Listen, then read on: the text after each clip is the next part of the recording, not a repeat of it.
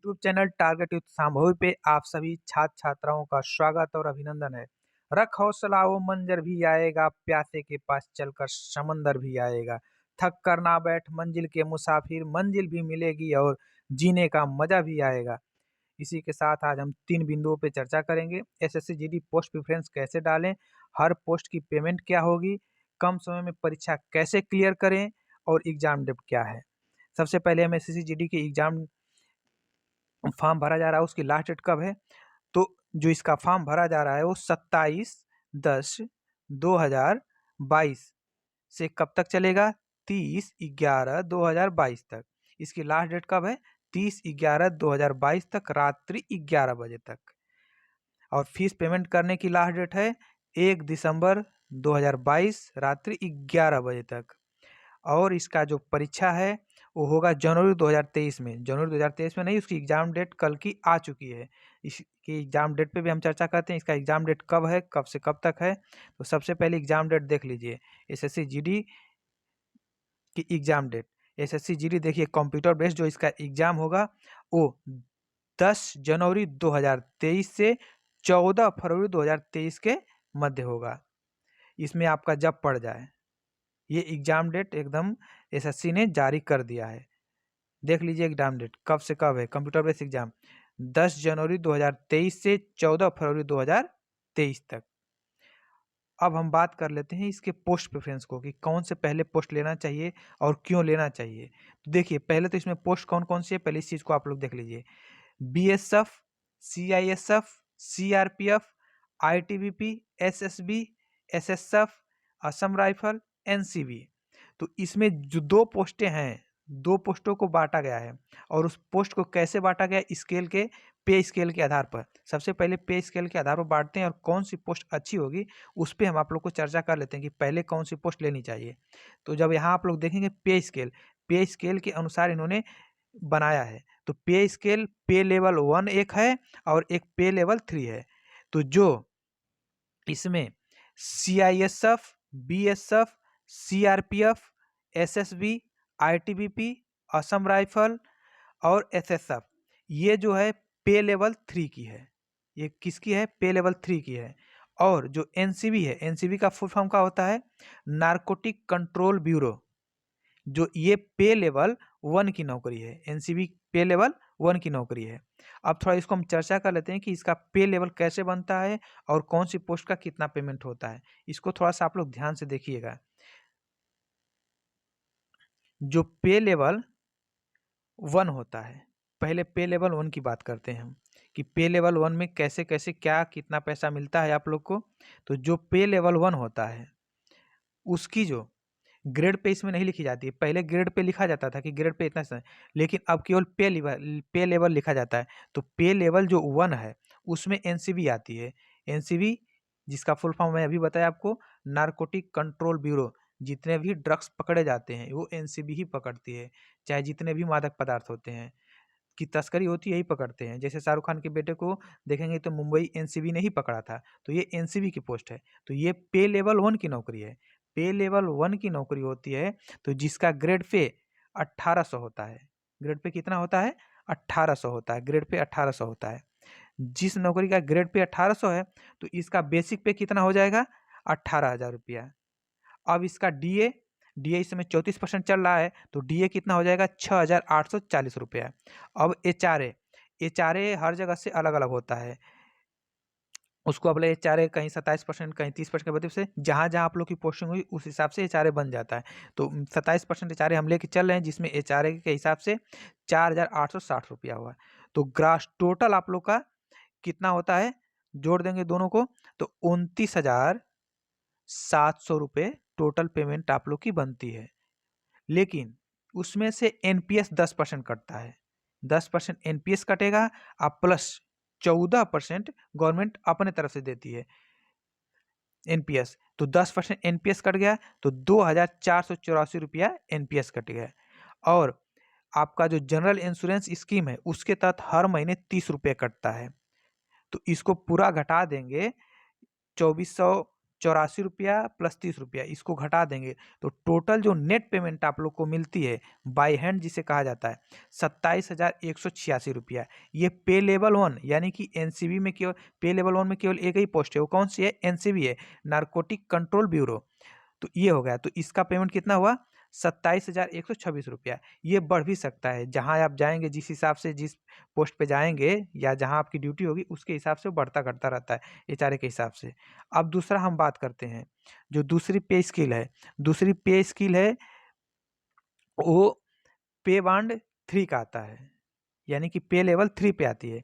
पे लेवल 3 पे जितने भी पोस्ट हैं BSF, CISF, CRPF, ITBP, SSB, SSF, Assam rifle, ये सारी पे लेवल 3 की हैं, पे लेवल 3 की पोस्टें हैं। तो पे लेवल 3 है जिसका ग्रेड पे कितना होता है? 2000 होता है ग्रेड पे।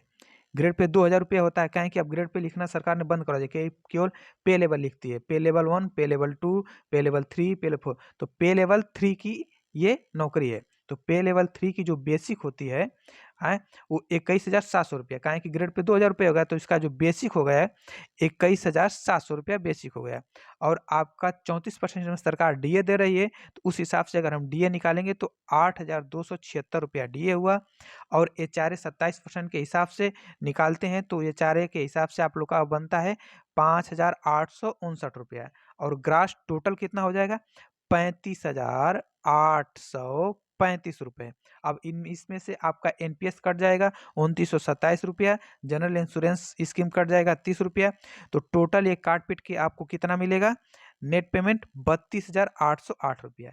यानी कि 2 पोस्टें हैं, फर्स्ट पद रेफरेंस देते समय आप लोग देख लीजिएगा कि कौन किसकी है। तो पे लेवल 1 में जो है केवल एनसीबी है, नारकोटिक कंट्रोल ब्यूरो। आप पे लेवल 3 में CISF, BSF, CRPF, ITBP, SSB, SSF, Assam rifle है। अब ये है, अब आप पोस्ट रेफरेंस जब देने जाते हैं तो थोड़ा एक चीज़ का ध्यान रखिएगा कि पहले कौन सी हमको पोस्ट लेनी है। इस चीज़ पे हम थोड़ा चर्चा कर देते हैं कि जो भी पोस्ट पहले मिलती है उसकी एक चीज़ का देखिएगा। पहले लड़के सीआरपीएफ चाहे जैसे भरते हैं, लेकिन इसमें नौकरी के हिसाब से अगर आप पहला पद सीआईएसएफ का देते हैं तो सीआईएसएफ का है जितने भी एयरपोर्ट होते हैं उनकी देखरेख करती है और वहाँ रहने के लिए अच्छी सी चीज़ें मिल जाती हैं। तो सबसे पहले सीआईएसएफ ले लीजिएगा, फिर उसके बाद बीएसएफ, फिर सीआरपीएफ, ऐसे करके क्रम चलते रहिएगा। ये है, फिर उसके बाद एनसीबी का, जिसको एनसीबी पसंद है वो पहला एनसीबी डाल दे अपना। हाँ, पे लेवल मुझे बताना था कि किसके में कितना पेमेंट बनता है, सारे पोस्ट का मैंने पेमेंट बता दिया। अब आप लोग उसको देख लीजिएगा। अब आगे बात करते हैं कि इसके चयन की प्रक्रिया। तो इसका चयन कैसे होता है? तो जो चयन इसका होता है वो 2-3 बेसों में होता है। सबसे पहले आपको कंप्यूटर बेस एग्ज़ाम देना होगा। जब कंप्यूटर बेस एग्ज़ाम पास करते हैं उसके बाद आपका एक मेरिट बनती है जो मेडिकल के लिए बुलाई जाती है। तो मेडिकल हो जाएगा। जब मेडिकल हो जाता है उसके बाद आप लोग का फिर से डॉक्यूमेंट वेरिफिकेशन होता है, यानी कि पहले कंप्यूटर बेस्ड एग्जाम, फिर मेडिकल, मेडिकल के बाद क्या होगा? डीवी होगा, डॉक्यूमेंट वेरिफिकेशन। डीवी के बाद अब एक फाइनल मेरिट बनती है। अब उसमें जिसका चयन होता है उसी का फाइनल होता है।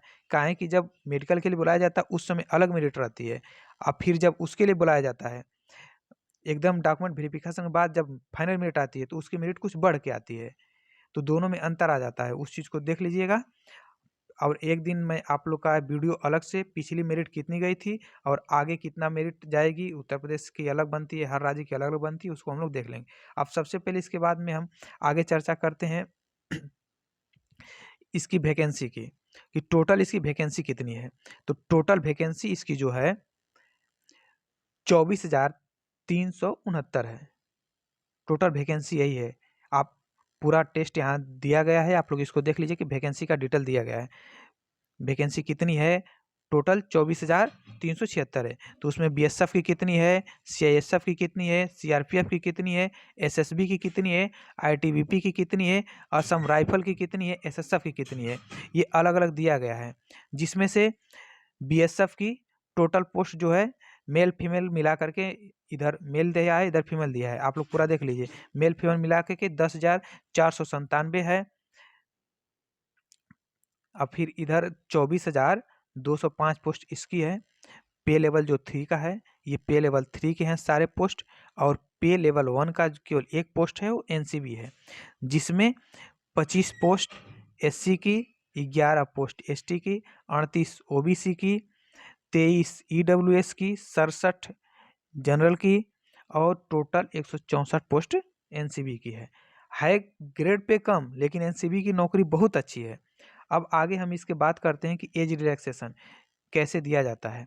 तो जो एज रिलैक्सेशन है उस पर थोड़ा हम चर्चा कर लेते हैं। जो एससी एसटी है उसको जो एज में छूट मिलती है 5 बरिस की, ओबीसी को 3 बरिस की, एक्स सर्विसमैन को 3 बरिस की अलग से दिया जाता है। अब फिर आगे हम बात कर लेते हैं इसके एजुकेशन कि एग्जामिनेशन जो होगा क्या क्या होगा, कैसे होगा। तो इसमें जो एग्जामिनेशन होगा उस चीज़ को थोड़ा सा हम चर्चा कर लेते हैं कि एग्जामिनेशन का क्वालिफिकेशन क्या है। तो इसकी जो क्वालिफिकेशन वो 10वीं पास है, ज़्यादा नहीं रखी गई, 10वीं पास स्टैंडर्ड आप कर लीजिएगा, फिर आगे का जो चीज़ होगा वो देख लीजिएगा। हाँ, इसमें एक चीज़ है एनसीसी का, थोड़ा एनसीसी वाली हम चीज़ को आप लोग को बता देते हैं कैसे क्या होता है। एनसीसी में जो छूट मिलती है, जब आपके पास एनसीसी का सी सर्टिफिकेट होता है तो 5% आपको मिलता है maximum mark of the examination का। मैक्सिमम मार्क का मतलब कि टोटल ये शुरू में नहीं मिलेगा आपको, जब डॉक्यूमेंट वेरिफिकेशन हो जाएगा उसके बाद आपको मिलता है। जब आप डॉक्यूमेंट वहाँ वेरिफिकेशन कराने जाते हैं उस समय आपको इस नंबर को दिया जाता है।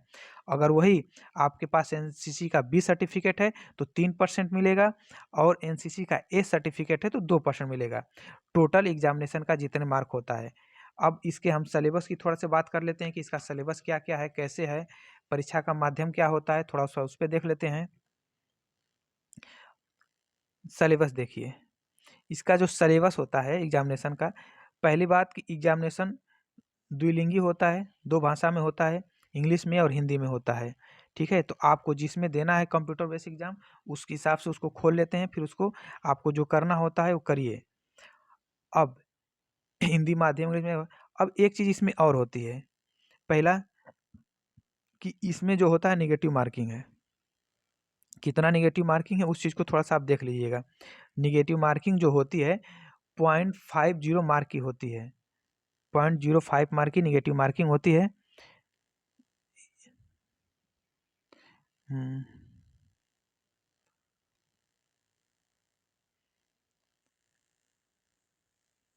उससे पहले सिलेबस थोड़ा देख लीजिए।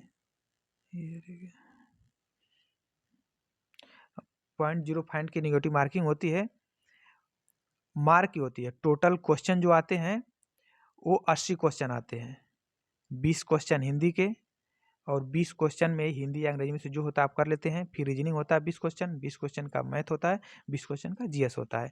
टोटल 80 क्वेश्चन होते हैं और आपको 1.5 घंटे का समय मिलता है। हाँ, और एक चीज़ देखिएगा, जो चीज़ बता रहे हैं थोड़ा सा फॉर्म भरते समय इस चीज़ को ख्याल रखिएगा, नहीं तो फिर बाद में दिक्कत होगी, तो समझ लीजिएगा।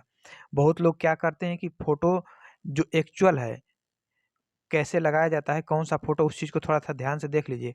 जो फ़ोटो आपको बिना टोपी का होना चाहिए, बिना चश्मे का होना चाहिए, फ़ोटो एकदम क्लीन एंड क्लियर होना चाहिए। ठीक है, उल्टा सीधा फ़ोटो नहीं होना चाहिए, जो चश्मा लगा के आप लोग देख लेते हैं, बस ये सब चीज़ें मत करिएगा। हाँ, फॉर्म भरते समय जो आपका फ़ोटो होना चाहिए वो ये होना चाहिए, इस टाइप का होना चाहिए। ठीक है, और आगे के हम जो वीडियो अगला बनाएंगे वो इस पे सारी डिटेल रहेगी, और वेट हाइट ये सब आप लोग देख लीजिएगा। हाँ, थोड़ा सा इसका फिजिकल स्टैंडर्ड बात ये कर लेते हैं। जो फीमेल होते हैं और मेल होते हैं दोनों का फिजिकल अलग अलग होता है। मेल के लिए जो फिजिकल होता है वो 5 किमी दौड़ होती है, 24 मिनट में आपको पूरा करना होता है, और 1.6 किमी जो दौड़ होती है 6.5 मिनट में पैक दौड़ना होता है, ये मेल के लिए होता है। और वहीं फीमेल के लिए जो फिजिकल होता है वो 1.6 किमी की दौड़ 8.5 मिनट में पूरी करनी होती है, और 800 मीटर की दौड़ 4 मिनट में पूरी करनी होती है। इस चीज़ को आप लोग देख लीजिएगा, और फिजिकल का अलग से ख्याल रखिएगा। और जो हाइट होती है इसकी 170 हाइट रखी गई है, और अलग-अलग एससी एसटी के बस एसटी को ही हाइट में छूट है और किसी को नहीं हाइट में छूट होती है। इस चीज़ को आप लोग ध्यान से देख लीजिएगा। हाइट जो है देखिए मेल की 170 होती है, फीमेल की 157 रखी गई है। हाँ, एसटी को हाइट में छूट मिलती है, और अलग-अलग से जो ट्रिब्यूनल आते हैं, चाहे लद्दाख के हों चाहे इसको, उनको भी स्टेट वाइज़ छूट मिलती है, और किसी को हाइट में छूट नहीं मिलती एसटी को छोड़ कर के।